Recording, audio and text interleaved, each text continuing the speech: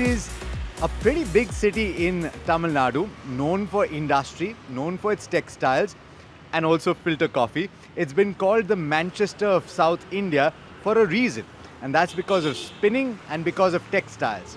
But I'm not alone here. I'm joined today by the Marcellus team. I've got Saurabh Mukherjee as well as Nandita, who is the economist at Marcellus.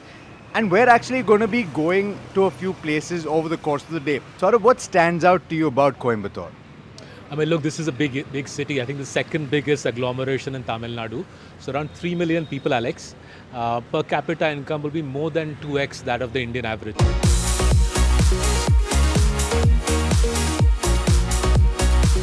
So the first thing, a lot of people sitting from the outside and looking in, the perspective is that the textile industry in India is hurting on account of Trump's 50% tariffs and that worry of the 500% tariffs. Is this something that is looked at as a broad brush, or do you need to focus on the stories within the stories? Yes, as far as the tariff is concerned, it has had an impact on the entire textile value chain. Just go a little deeper, I think there is a difference between how it has affected the Indian players, that is mills or producers who supply to the Indian market, whereas the export market, the impact on those supplying to the export markets have been really huge.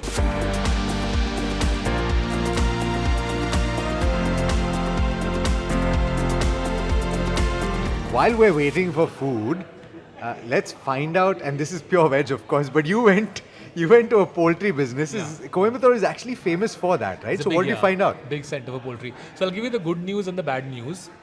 So this poultry farmer, one of the largest in the country, he's saying he's struggling to make money. His cash flow nahi ban raha hai. So I asked him, problem kya hai? And he's saying land prices are going up by 20% a year. I then validated that with one of my friends who's in the textile trade. Land prices are rising at 20% in the Coimbatore, Tirupuri road region. Nobody's very clear why land prices are rising so much, but it is one of those challenges. As a result, for farmers, that's a problem, right? Because to grow your farm, you need land. So what he's done is move to contract farming. He gives farmers the chick and the food, and the farmers grow them on their farm, and then he buys it off them for a fixed price. The bad news I found was that the Tirupur area, because of the US President's tariffs, is suffering.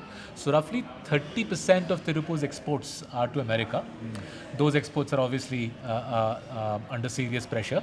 Out of that 30%, 90% is bed linen, towels and so on to America. That's been decimated. 10% of the workforce has been laid off. And increasingly what Tirupur factories are trying to do is buy a factory in Sri Lanka, send the stuff from India to Sri Lanka for finishing so that it gets a made in Sri Lanka label and thus avoids the US tariffs.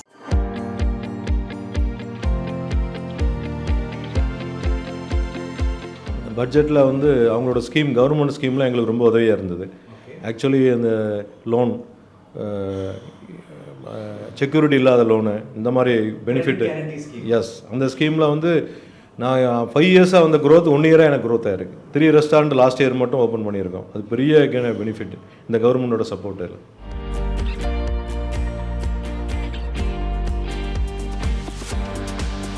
Hospital infrastructure is the first place I'd look at, because today India has about, for every 1,000 people, around a little over 1 bed, which is way below WHO norms, and I think we need to add about 7 to 8 lakh more hospital beds.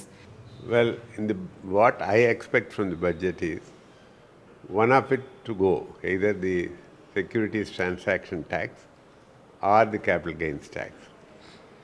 When the securities transaction tax was introduced in 2004 by Mr. Chidambaram, he said that is being introduced in lieu of the capital gains tax. Now we have both. It's time that one of it should go.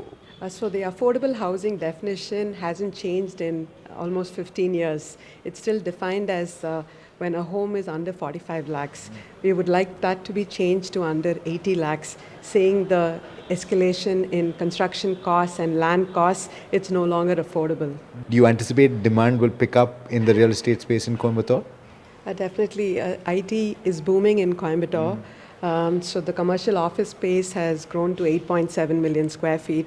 So more jobs are being generated, and we're expecting it to grow to 20 million square feet by 2030, which means more IT crowd will be coming into the city, and there will be a demand for housing.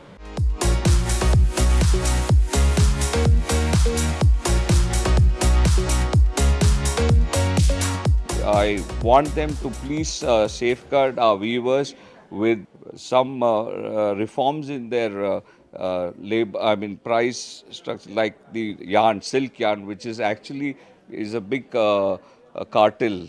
So that if is controlled, and if the wages also are given to them, that will sustain the industry. I think all urgency and importance should be given to getting a FTA with the US. That's of utmost importance and urgency. Saurabh, I'll come to you and Nandita. What your biggest takeaways were? First to you. I think Coimbatore is rocking, right? I've been to this city around 20 times in the last 15 years or so. I knew it to be a prosperous place, but I didn't realize the extent of the post-GST reduction boom. That being said, I also realized that some of the boom is deceptive. The after effects of Donald Trump's 50% tariffs, the aftershocks will come through later in 2026. GST cuts were meant to be a consumption-based tax cut that the government did. What I hadn't realized is the impact that someone in the middle of the ecosystem has in terms of working capital requirement going down. So that we came to know from the textile spinner that we visited in the morning. The working capital reduction to the extent of the synthetic fiber count that they use is 13%, which is huge. Thanks so much for watching, and do stay tuned to ongoing budget coverage. This was Budget for Bharat, and this is Alex Mathew with Saurabh Mukherjee and Nandita signing off. Stay tuned.